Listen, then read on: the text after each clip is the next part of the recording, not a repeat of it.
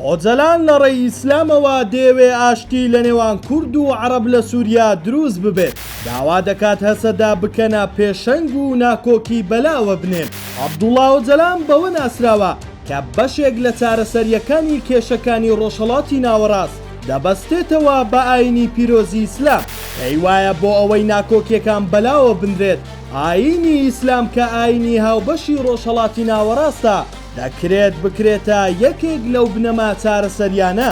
ئۆجەلان لە نوێترین پەیامیشیدا بۆ هۆزە عەرەبەکانی سووریا داوایان لێ دەکات بناغەیەکی مێژوویی نوێ بنیاد بنێن لەسەر بنەمای متمانە بە پەیوەندی و هاوپەیمانی نێوان گەلانی عەرەب و کورد. ئۆجەلان دەڵێت بە درێژایی مێژوو و دۆستایەتی و برایەتی نێوان گەلی عەرەب و کورد هەمیشە لە پێشەنگدا بووە.